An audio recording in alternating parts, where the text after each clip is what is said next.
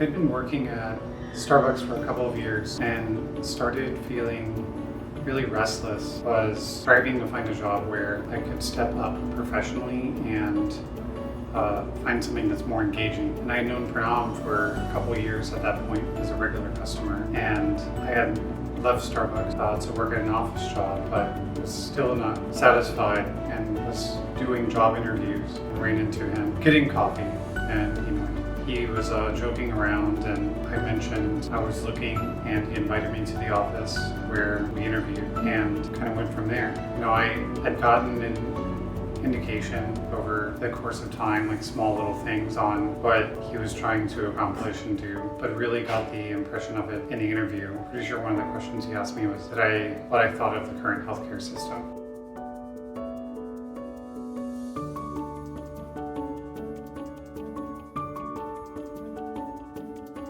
I've been at the garage since August of 2016, and I've always been very enthusiastic about engaging more creatively, especially bringing that into my work. And I think over the years, Pranam and Jessica had heard my fair share of ideas, which could have been well-intentioned, but slightly off mark at first. But I think over time, I've been able to learn more and more about the industry and refine those thoughts and ideas so that now I work as a business analyst. I can really serve to help identify the best ways to empower our clients with their product and help them succeed.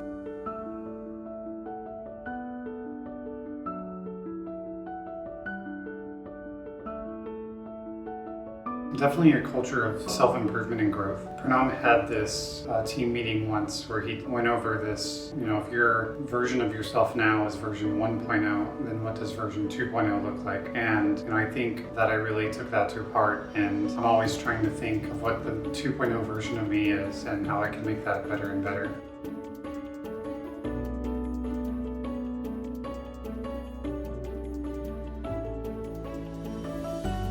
As long as I can remember, I didn't feel like I was entirely whole or that everything was working with me. And after some time, I really wanted to put more work into bettering that feeling and to help myself feel more happy and fulfilled as a person. And I, from there, tried over and over without making much of an impact in how I felt. But then 2020 hit, and I started isolating for the pandemic, and sometime after that is when I started really coming into and accepting my identity as a trans woman. I think it was this that really allowed me to start, for the first time in my life, see parts of myself that I really liked, and that gave me more room to grow as a person.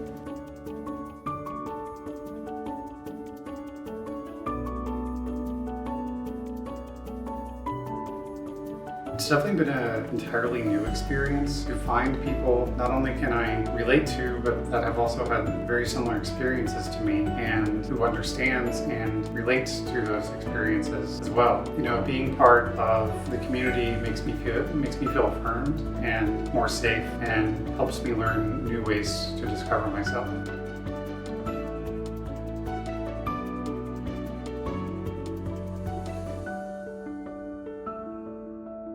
I think a big one is taking initiative on educating yourself, trying to familiarize yourself with the community and the definitions and what certain things mean. If you're able and see discrimination happening, helping people speak out, speaking out and helping people and dismantling negative stereotype. If somebody uses or jokes about a negative stereotype, kind of like discouraging that further, it can seem uncomfortable to some people, but others it's hurtful. Always practicing using gender-inclusive language, when referring to somebody's partner or themselves. If you're not sure what pronouns they use or what pronouns their partners have, then using language that doesn't include it to be more inclusive.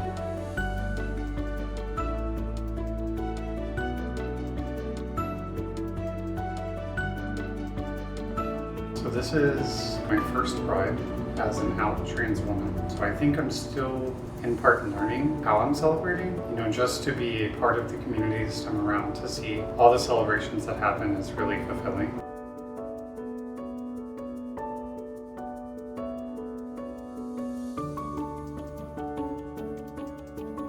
Apart from the obvious, I think one thing that's come up for me is having to be careful and considerate when you're considering traveling, even if you're going places locally or especially traveling out of country.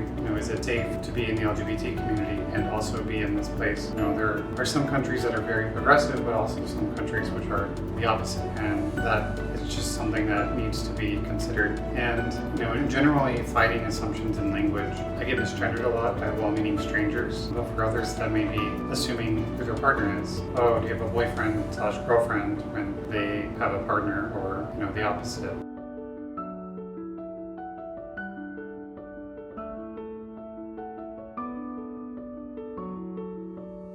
First, it was the wave of overwhelming support from all of my coworkers to my coming out. I think their acceptance and care really helped me overcome my fear of being more and more of myself, especially, when coming to the office. And then handbook policy updates that really spelled out the company's support in protecting my rights and policies around how to handle any potential harassment that I could face showed that, not only was the support out and in conversation, but also in how situations are to be handled.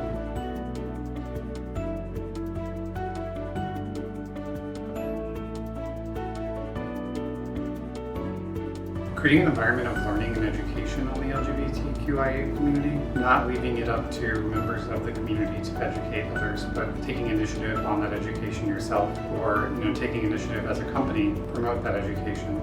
Working to erase assumptions about coworkers, saying "excuse me" instead of "excuse me, ma'am," etc. Or "my spouse is picking me up."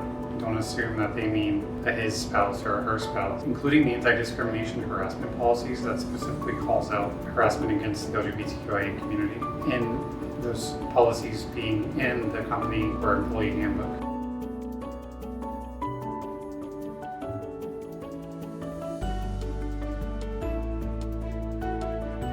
There are a ton of smaller LGBTQ creators on social media platforms who really put themselves out there and share these parts of themselves despite all the harassing comments and they get from hundreds of strangers. It was especially some of these smaller creators that helped me feel okay with exploring my identity. But then there's public figures like Laverne Cox or Elliot Page who have been putting themselves out as trans people and putting a lot of risk in doing so. And I think that helps communicate out to trans people in general that being themselves is okay too.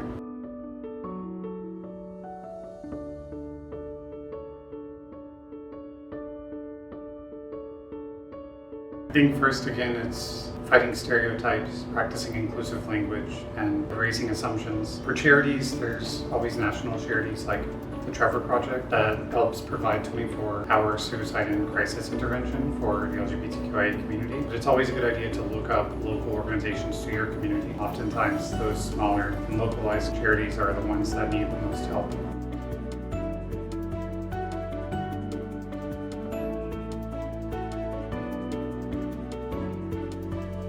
My connection with other employees, feeling like my contributions make a difference not only to the company and the product, but also the end users and the patients they serve as well.